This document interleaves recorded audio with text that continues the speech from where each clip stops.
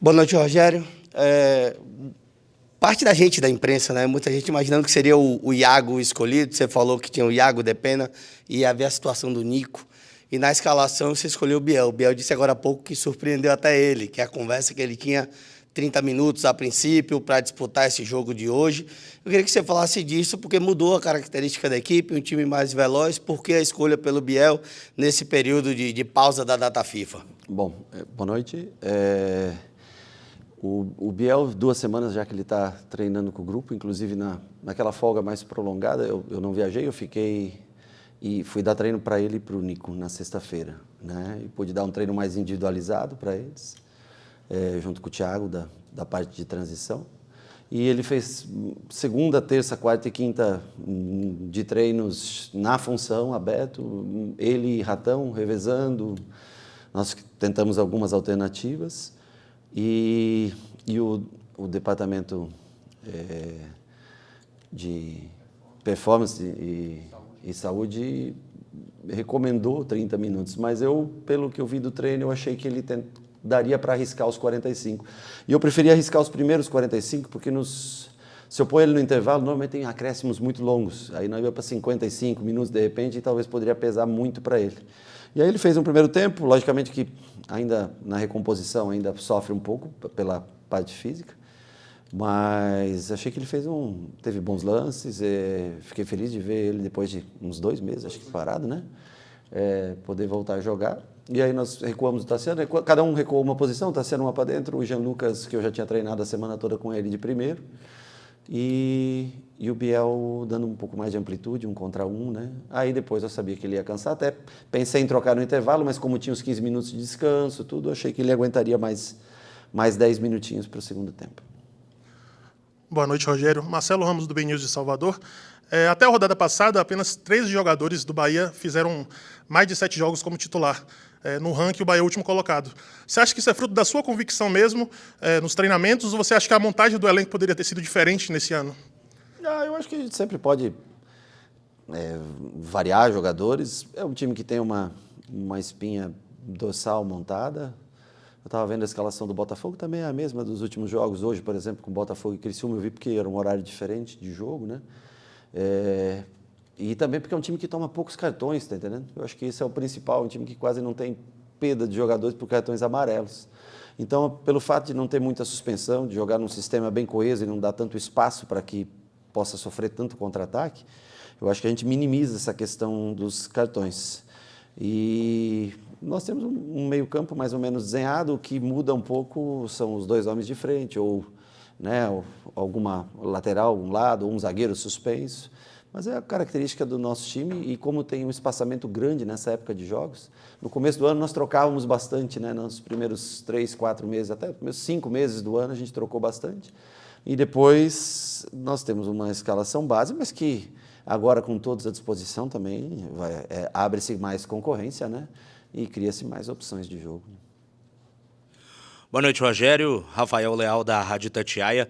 Queria insistir um pouco nas perguntas que eu já fiz aqui, mas insistir um pouco sobre a questão da performance do Bahia jogando fora de casa. Hoje foi um jogo bastante disputado, 2 grandes equipes, não é à toa que as duas estão brigando por essa vaga no G6, mas como você avalia essa performance hoje? O que você acha que está faltando, às vezes, para o Bahia sair vitorioso dos jogos fora de casa? Bom, performance de resultado, eu acho que nós podemos entregar mais. Normalmente, um aproveitamento eu acho baixo fora de casa para a gente que vislumbra estar entre esses 6 primeiros colocados, apesar de hoje se encontrar, mas o Inter tem 2 jogos a menos, é muito provável que ultrapasse a gente. Como performance de jogo hoje, eu acho que foi boa a performance. Fez um bom primeiro tempo, como a gente sempre faz, quando faz um bom primeiro tempo, parece que sempre entra um pouquinho mais distraído no segundo, acaba sofrendo gol, num erro nosso de marcação, nem tanto do lançamento, mas sim que havia tempo de se recompor melhor. E depois nós, de novo, voltamos a ter muitas chances de gol. Acho que tivemos, no mínimo, um jogo muito parelho.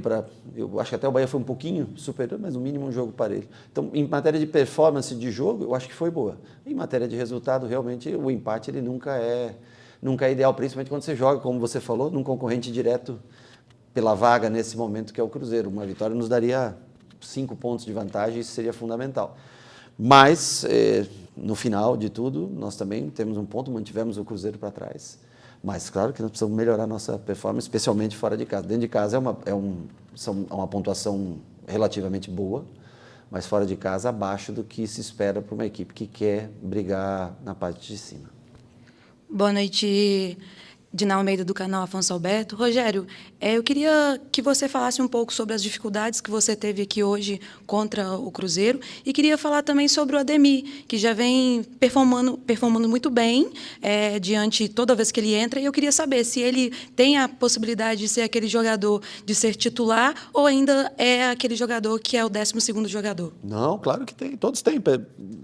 Trabalham todos os dias e nós temos um modelo de jogo mais adaptável, né? Dependendo das opções que hoje eu falei, ganhamos 2 boas opções, né? O Nico como primeiro, o Biel voltando de lesão. A Ademir entrou no jogo, fez realmente a jogada do gol dele, teve uma outra jogada que quase sai gol, que acho que desvia no Cássio, se eu não me engano, né? E o Lúcio faz o fechamento, mas não consegue finalizar.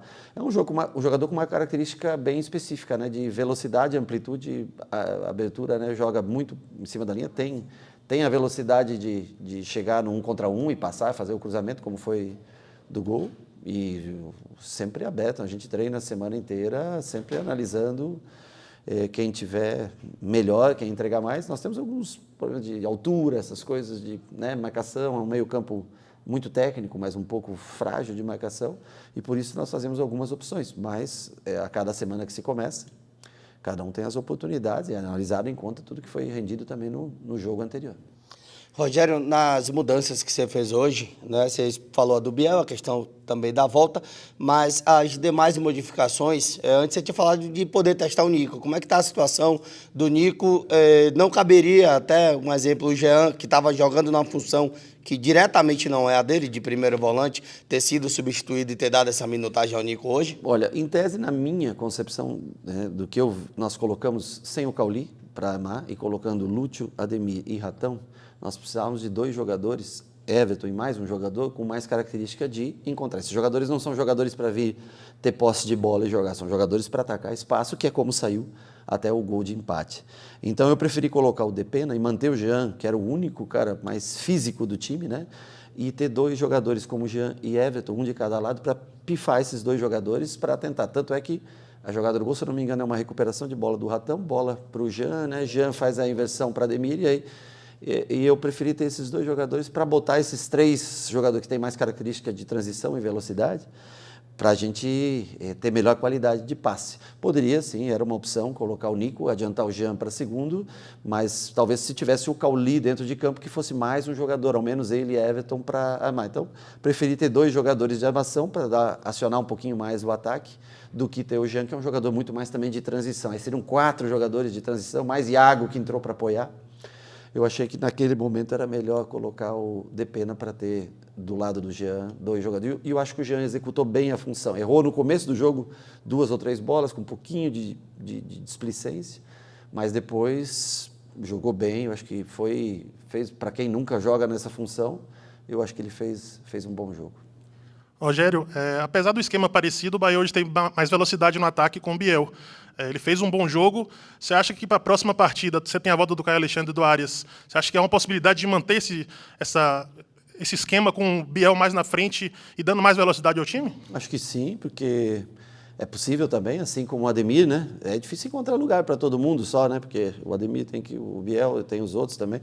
Mas é o que eu falei, vamos trabalhar a semana e o Biel, em tese, vai ter melhor condicionamento físico daqui a uma semana do que hoje.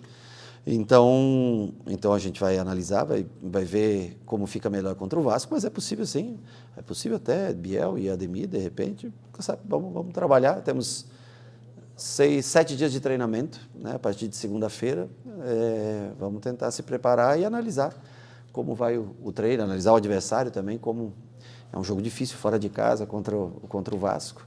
E se você começa, às vezes, também com todos os jogadores rápidos de transição, de repente, quando você precisa para o segundo tempo, você não tem esses jogadores. Então, vamos tentar mesclar, analisar bem o que for melhor para o jogo.